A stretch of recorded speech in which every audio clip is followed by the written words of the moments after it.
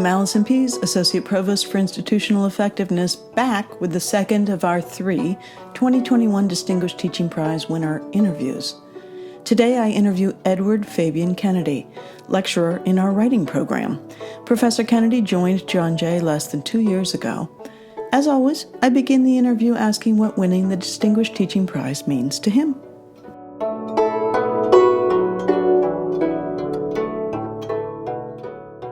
It's been just a really humbling experience, just to be recognized with all the other incredible faculty at John Jay College, and particularly with my colleagues and the people that I've been working with now for the year and a half in the writing program. So Mark Macbeth, Kristen Madrazo, Tim McCormick, I've gotten to know them pretty well over the past year and a half, and they're just such amazing and passionate faculty members, and they're awesome colleagues, and they're really just great people. So to be recognized with them it's really humbling. And also it's just nice to be acknowledged, just to, on a most basic level, get positive feedback that, what I'm doing is somewhat on the mark. It was a bit weird though. I was actually, on a personal note, I was reading the Pali Canon, the oldest Buddhist text, and I was on the subject of the impermanence of achievement, like right when I got notified too. And so it was like, all right, I guess, I should be happy about it, but there's no mic drop here. It kind of just, I guess, motivates me to continue what I'm doing. It's a nice pat on the back. That's great. Before becoming a writing instructor, you earned a PhD in linguistic anthropology. Can you explain your path to writing instruction and what you like about teaching writing? Yeah, it's been quite a journey. So my education is, I would definitely say, more anthropology than linguistics. My dissertation focused on language use, but the path, I guess, mostly in retrospect, from my PhD to here, involves how language kind of, on the one hand, structures us, right? Our identity, who we are. It can be used to kind of privilege some languages, but not others, some ways of speaking, but not others. So it can be kind of this tool for sort of division and subjugation, but also it's a tool for sort of agency and a source of empowerment. So the idea of being in a writing program, I'm trying to impart to my students that reading and writing are not just some academic subjects, you're not just some required college courses. They are tools to kind of understand and change the world. So it's the idea of language use as a tool of agency and a source of empowerment. In the materials you submitted for review, you explain that you use a flipped classroom model, both online and in person. There's a lot of talk pedagogically about flipped classrooms, but I'm not sure how many of us are actually doing it. Can you explain what you mean by a flipped classroom and why you think it works at John Jay? I feel old. I've actually spent just years of my life in a classroom as a student, and just many classes are just not the most engaging. My teaching background really began with ESL, and my first teaching positions were in ESL, English as a second language. And in this sort of context, it's student-centered, but it's the idea of focusing a classroom experience on like a workshop, kind of focused by doing. And so on the one hand, I don't think my students want to hear me lecture for 75 minutes. And I certainly know that I don't want to hear myself lecture for 75 minutes. So, ultimately, I want to teach a class that I would want to be a student of. And I kind of learn by doing. And by doing, we make mistakes, we revise in this sort of social context.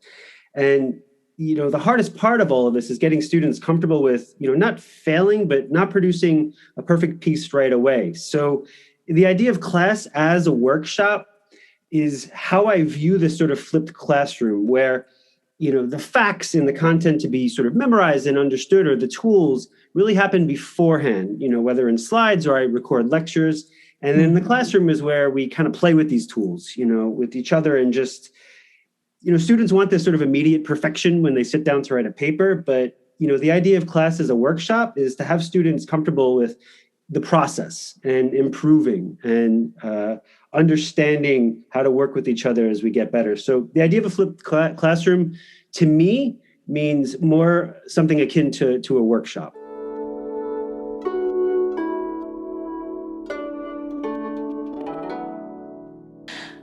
You participated in the Teaching and Learning Center's seminar on engaging online students through collaboration. What did you learn in that seminar that has helped you teach during the pandemic? It was perfect timing. It was actually scheduled, I think, for April of 2020. It was. Right after it was supposed to go online, and it was postponed until June. And what it did is it helped me what I was talking about before with the idea of the flipped classroom, where I'm now able to better make my sort of synchronous sessions more like workshops. So it's called engaging online through collaboration. And that really gives it away. The idea of using this sort of synchronous online time that I have with students for peer review, to breakout rooms, to kind of come closer to sort of emulating the classroom experience.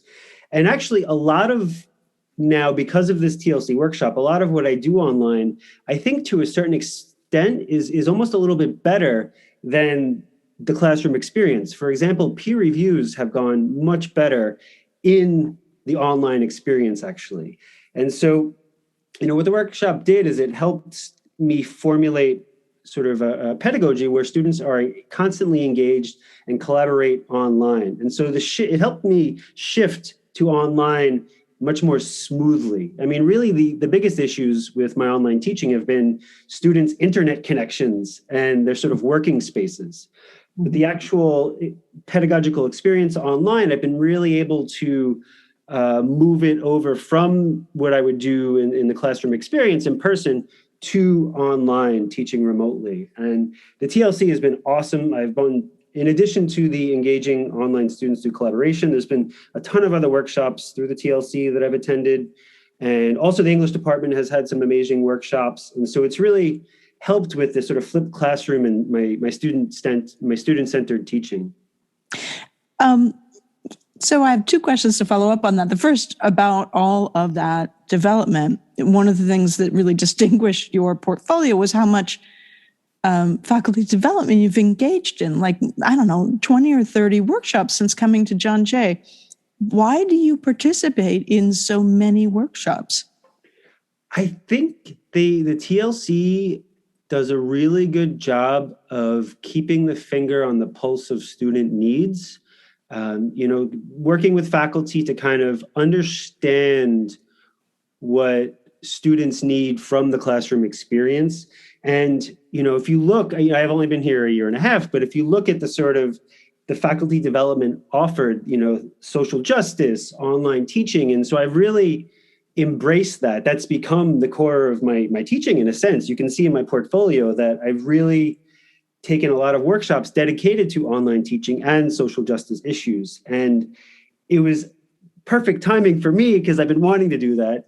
And then with everything happening last year, it was the perfect time. And so facilitated and helped by these TLC workshops, it was kind of just the perfect moment coming together. And it's been just so incredibly helpful. Great. So you said something about the sort of collaborative learning in the online environment, about peer review working better. I think peer review is something that a lot of us struggle with to make it really productive, right? I think that, there's a sort of baseline usefulness, but then to take it to the next level so that it's really working. What, if anything, could you say you're doing with the online peer review that is successful? So from a most basic level, teaching via Zoom, we have the breakout rooms. And so the way I structure the peer review is I do have a pretty extensive peer review worksheet that students kind of get intimidated a bit with at first.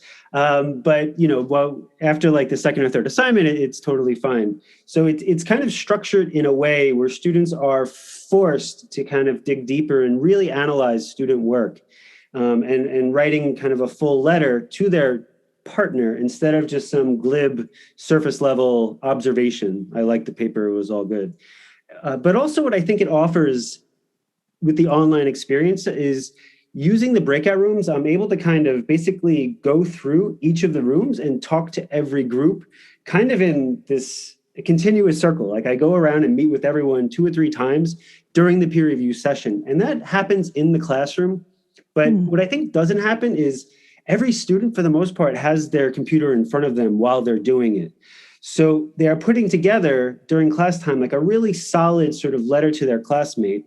And then they're also able to chat with me and ask me questions, either about their partner's paper and about mine.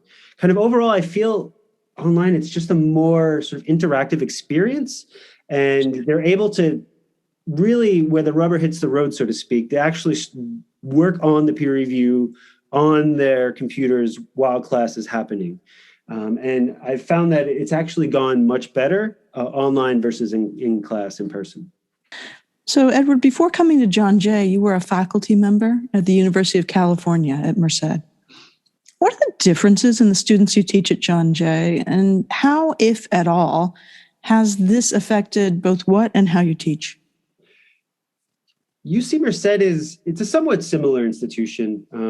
Both John Jay and UC Merced are HSI, Hispanic Serving Institutions. And so the student population to a certain extent is similar. There are sort of many differences as far as, how can I put this, context, right? So I don't know how much you know about the Central Valley of California, but there's really not that much going on there.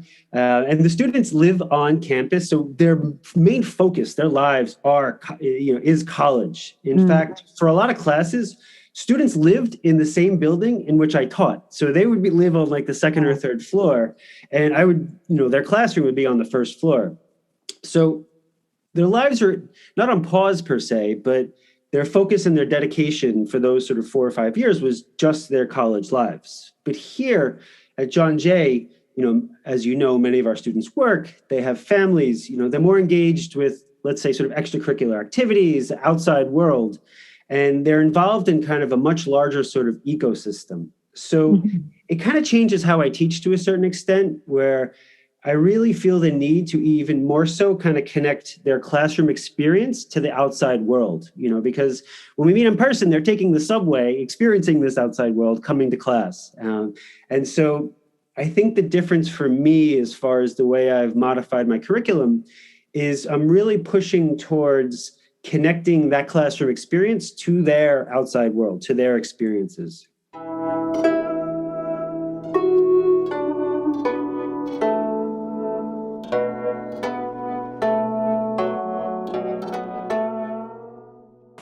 So, the mark of expertise is knowing how inexpert we are. What do you want to get better at now?